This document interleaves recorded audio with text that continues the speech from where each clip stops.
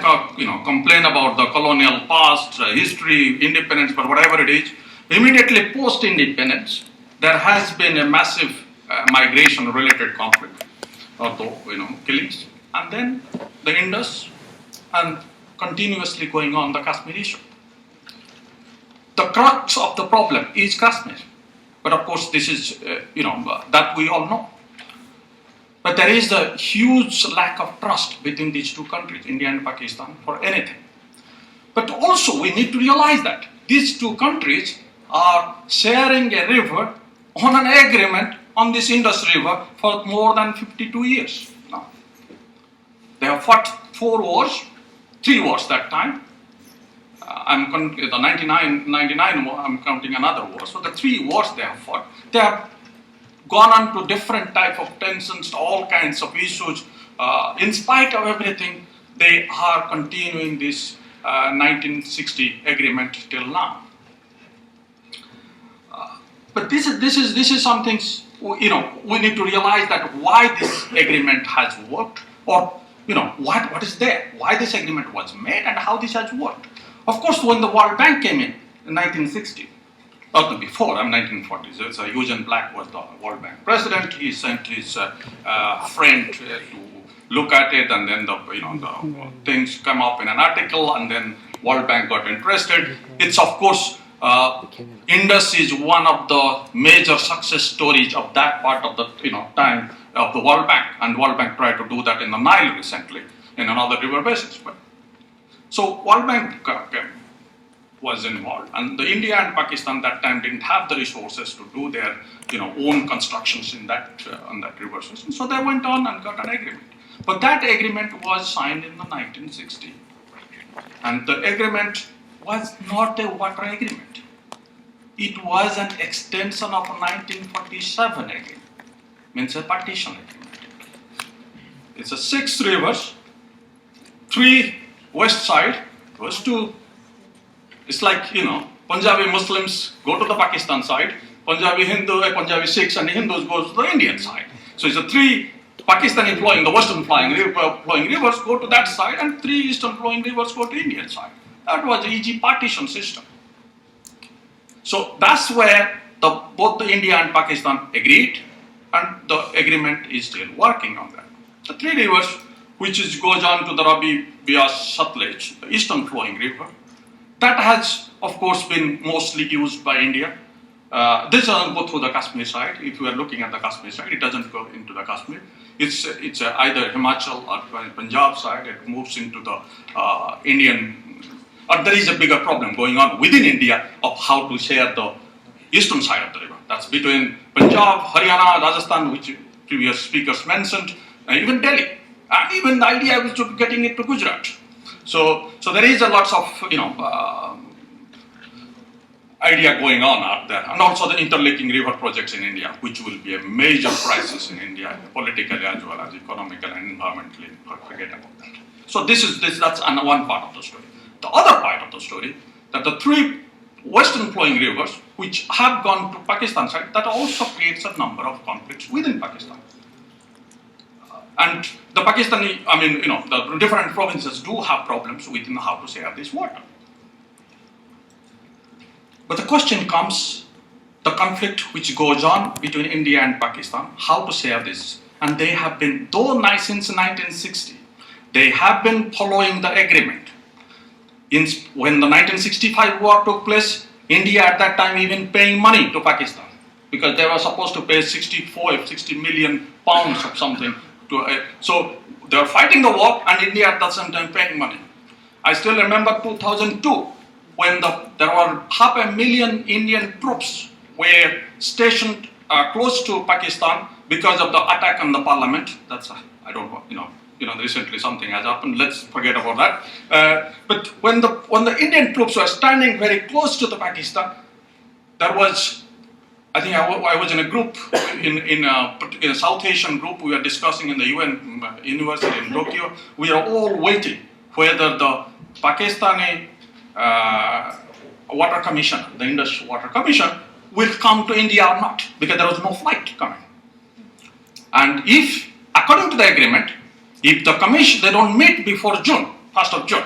Then the agreement is allowed. They have to meet at least once. That is important. So we were all thinking, oh, maybe Bajpayee government won't allow it. But the poor commissioner went to Dubai, then flew back to India, and that was allowed. So in spite of the 500,000 troops stationed there, Indian government allowed the because to continue the agreement. But we can come back to this, why this agreement is working. But look at this.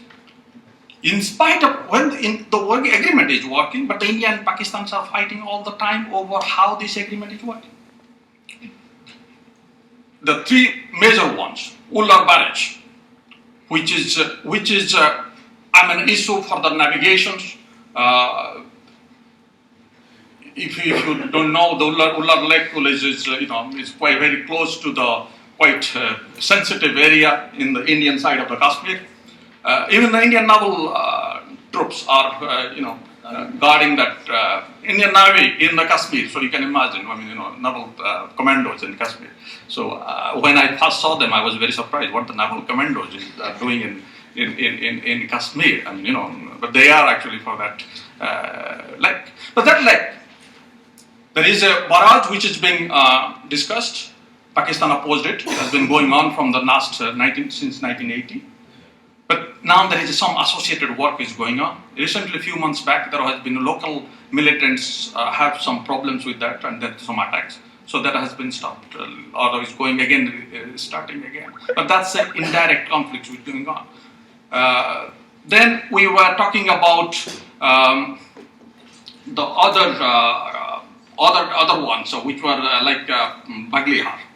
Baglihar one was, this is a hydroelectric project, and that is, as per the agreement, those three rivers which have been given to Indian side, the three western rivers which are given to Pakistan side, the Indians are allowed to do some sorts of hydropower development. I'm putting it in a very layman's term here, but not blocking the water too much.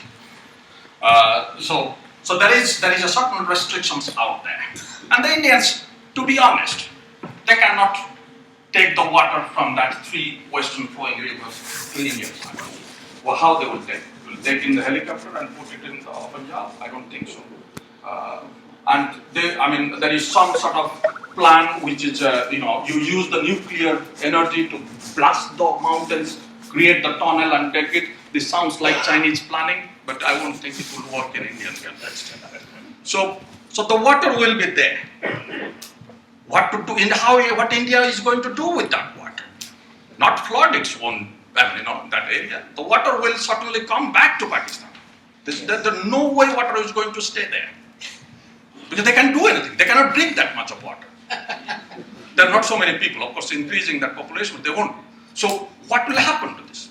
So why India and Pakistan cannot really get into this? That look, the water can come in any way, because India cannot take it. So, and you can actually work on it, how to put this water. Because if you look at this Baglihar project, and if you look at the recent one, this which was that the Kishan Ganga one, and if you look at the Kishan Ganga, there's an interim verdict which has also went in favor of India. But if you read Dawn and you read Times of India, you see two different pictures, how they're interpreting it. Both of them are one. Yeah, I think it's some way, it's a nice way, people feel happy. But actually, the interpretation is that there is a temporary order which has come in, and of course they need some certain flow to continue when the permanent order will come in October this year. The question is, Indians are going for the electric hydropower productions, that's for sure. But the Pakistan is always trying to see there is a design behind it. And why that is taking place? What is that design and where that comes from?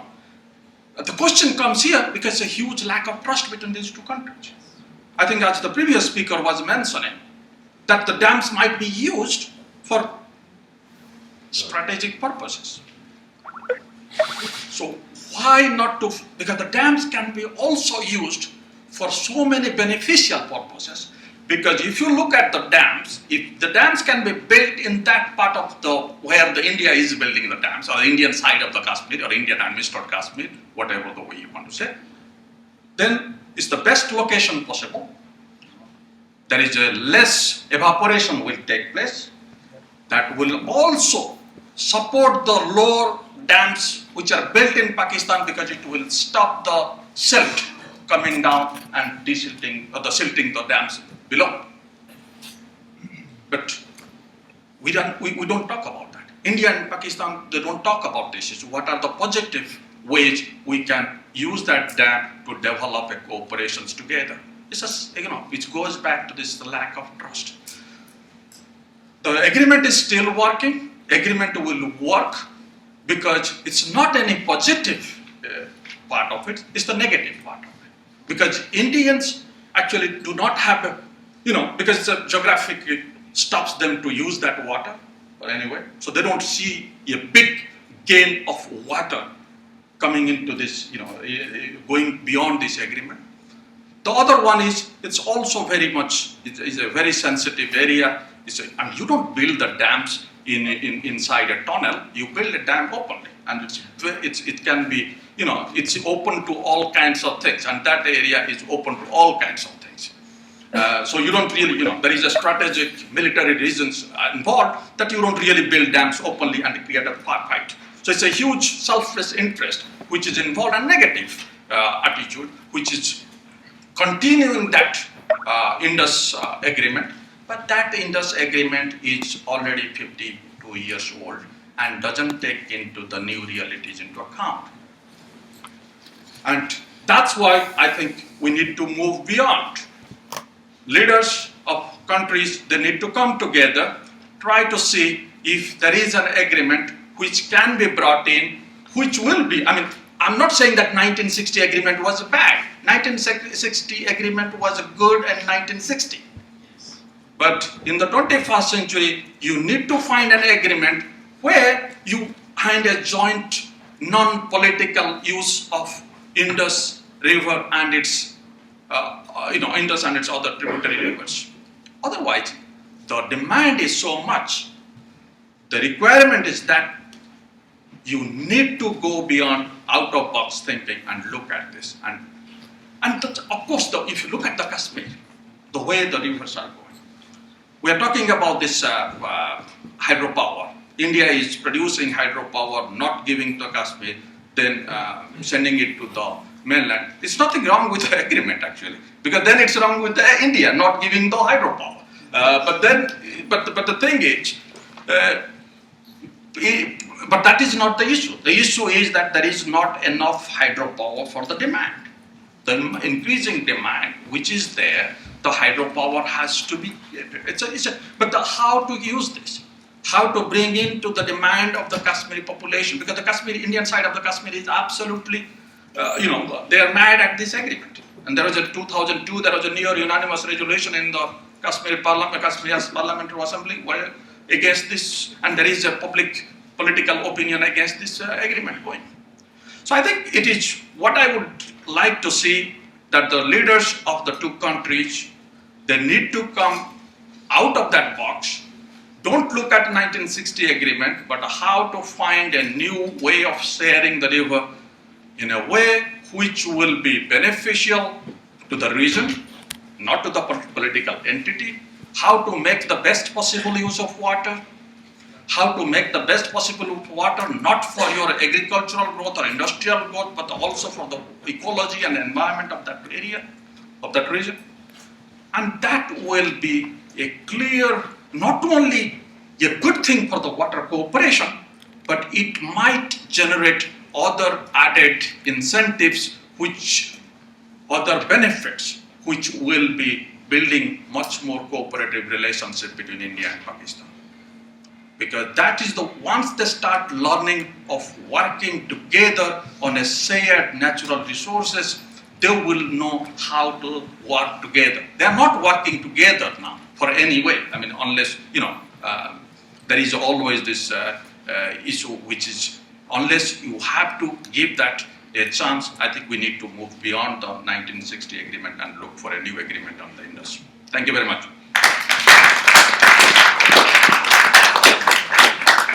Thank you, Mr. Swain.